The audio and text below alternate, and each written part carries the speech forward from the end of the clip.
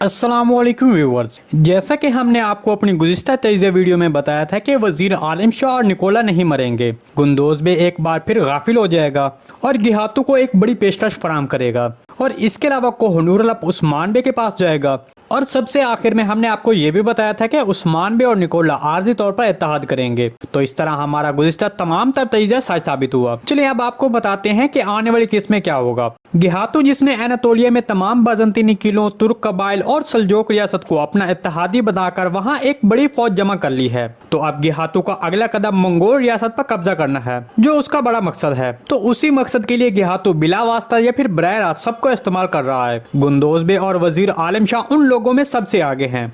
तो वजीर आलिम शाह ने जब इस सूरत हाल को समझा तो एक नए ताकतवर इत्तेहादी की तलाश की। लेकिन यहाँ पर बड़ा सवाल ये पैदा होता है कि गुंदोज़ बे की आंखें कब खुलेंगी, वो कब सच को समझेगा। वजीर आलिम शाह का नया इत्तेहादी कौन है? इसके अलावा क्या आर्गुन खान एनातोलिया आएगा? देखें, गिहातू ने आर्गुन खान से इस झूठ के साथ एक बड़ी फौज का मुतालबा किया कि तुर्क कबाइल और तैकफुर बगावत कर रहे हैं। तो इस तरह गिहातू ने फौज हासिल करके अपना मकसद हासिल कर लिया। जबकि आर्गुन खान, जिसको जब गिहातू के इस मंसूबे का इल्म हुआ तो वो 20,000 मंगोल फौजियों के साथ बगावत को दबाने के लिए खुद निकल पड़ा है, जिसमें वो सबसे पहले मशरिक की तरफ जाएगा, जबकि गिहातू इस वक्त मगरिब में फौज की क़ियादत कर रहा है।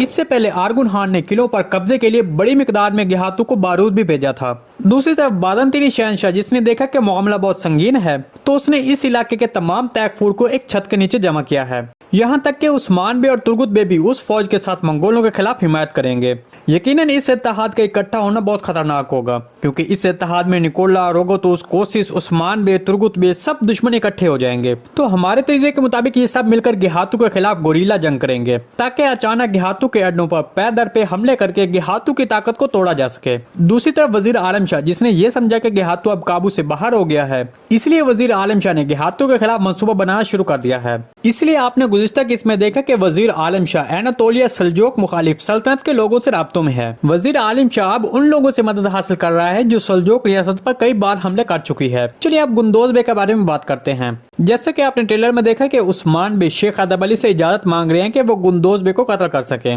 तो हमारे तज़िये के मुताबिक उस्मान बे गुंदोज़ बे को नहीं मारेंगे, क्योंकि तारीख में ऐसी कोई भी मालूमात मौजूद नहीं है कि उस्मान बे ने अपने बड़े भाई गुंदोज़ बे को कत्ल किया हो। बल्कि तारीख में गुंदोज़ बे के हवाले से ये मालूमात मौजूद है कि वो एनागोल किले की फतह के दौरान शहीद हुए थे। जी दोस्तों, आज की वीडियो बस यहीं तक थी। उम्मीद है आपको पसंद आई होगी। अगर हमारी वीडियो आप तक बर वक्त नहीं पहुंच रही तो बेल आइकॉन लाजमी प्रेस कर लें, ताकि हर आने वाली नई वीडियो का नोटिफिकेशन आप तक बर वक्त पहुंचता रहे। वीडियो अच्छी लगी तो इसको लाइक शेयर कर दें। मिलते हैं किसी नई वीडियो के साथ, तब तक के लिए अल्लाह हाफिज। वीडियो अच्छी लगी तो इसको लाइक शेयर कर दें। मिलते हैं किसी नई वीडियो के साथ, तब तक के लिए अल्लाह हाफिज। वीडियो अच्छी लगी तो इसको लाइक शेयर कर दें। मिलते हैं किसी नई वीडियो के साथ, तब तक के लिए अल्लाह हाफिज।